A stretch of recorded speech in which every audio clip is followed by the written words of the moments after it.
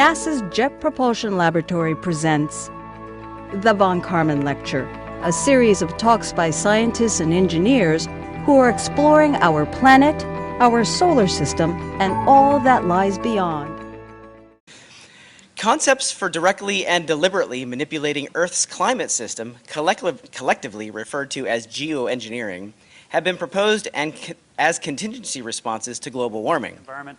And this is one of the first official references to geoengineering. They said a change in the radiation balance of the Earth and the opposite direction from the warming caused from greenhouse gases could be produced by raising the reflectivity or the albedo of the Earth, right? So this is the first kind of official reference to geoengineering.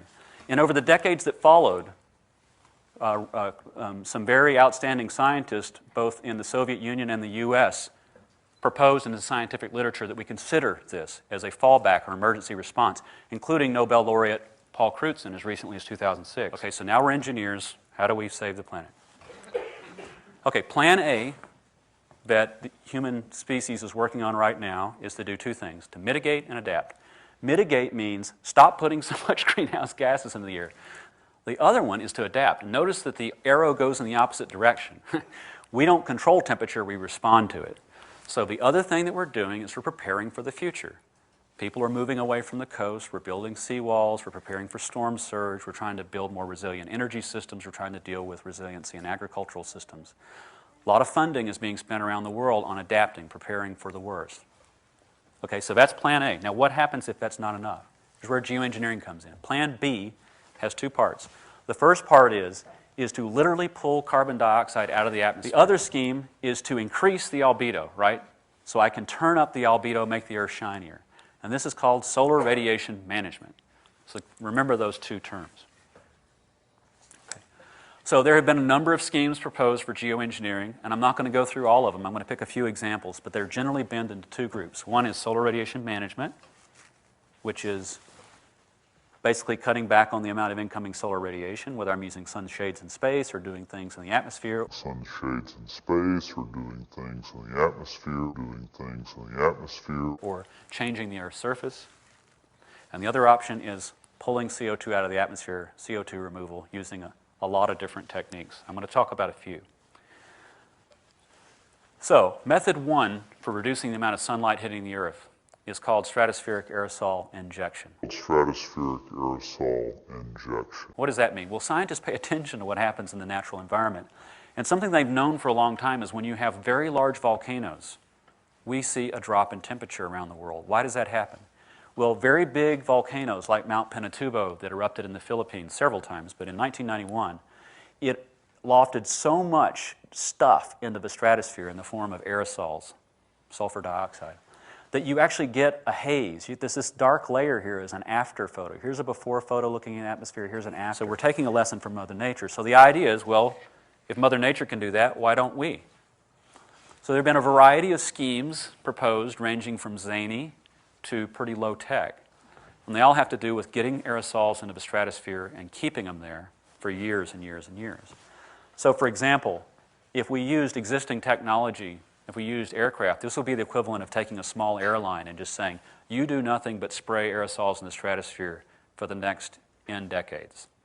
So think about how much that costs. Buy your own airline and do nothing but spray this stuff into the stratosphere. Think about how much that costs. Buy your own airline and do nothing but spray this stuff into the stratosphere.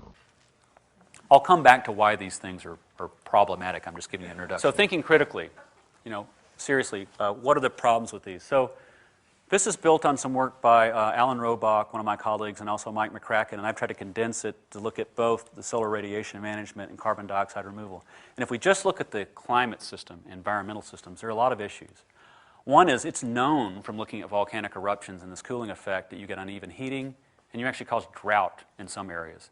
So country A decides to do geoengineering, and they cause a drought in country B. You know, the missiles start flying.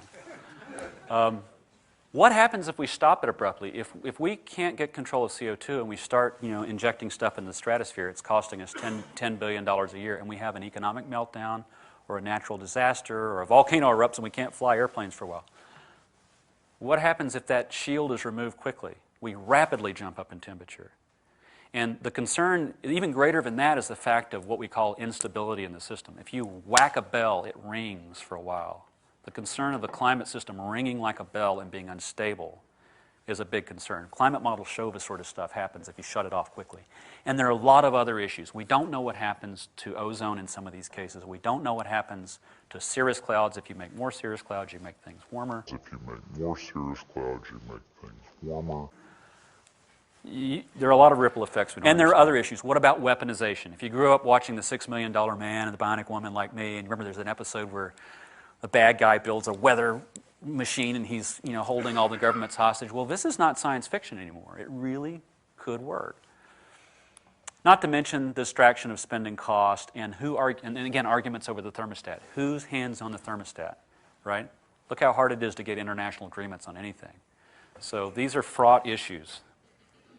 There have been studies, what I kind of call one-off studies. There was one that was done by the United Kingdom, the Royal Society a few years ago, where they tried to assess the relative affordability of some of these options versus the effectiveness. So ones up here in the right-hand quadrant would be considered optimal, but that raises a concern, right? If it's perceived to be cheap and effective, then in the words of Dr. Strangelove, it merely requires the will of trying this, right? And the perception of this could lead to unilateral action. And don't take my word for it. Listen to the World Economic Forum. Every year they put out a risk assessment. Just a couple of weeks ago they put out a risk assessment, and they listed 5 wild cards or X factors for the 21st century. Rogue geoengineering was one of those. This is The Economist and the business leaders worrying about somebody taking rogue action and just messing it up for everybody. So what's being done right now? Well, there are some national geoengineering programs. The United Kingdom has one. China has one. The Gates Foundation is funding some research. The Gates Foundation is funding some research. A small team in the U.S. And there are people actually planning field experiments next year. There are modeling efforts, which are pretty benign. They're fairly small scale. And very recently, the National Science Foundation in the U.S. funded a group, a team of research scientists led by Penn State, to look at climate responses across the board. Not just geoengineering, but they included geoengineering in the mix. As far as I know, the first such U.S.-funded research activity. So that's fairly new. What would my monitoring system have to do, and how much lead time would it need to give me? In this scenario, you might consider deploying solar radiation management right before this, right, to prevent the worst and to keep your umbrella up until this could take effect. But this implies research and risk assessment we haven't done yet, right? Because this is not safe to do yet. We're not ready to do this. So geoengineering is definitely risky. It's problematic for the reasons we talked about. But rightly or wrongly, it's increasingly likely that someone, somewhere, somehow will try it. We're already starting to see the field experiments. So geoengineering is definitely risky. It's problematic for the reasons we talked about. But rightly or wrongly, it's increasingly likely that someone, somewhere, somehow will try it. We're already starting to see the field experiments.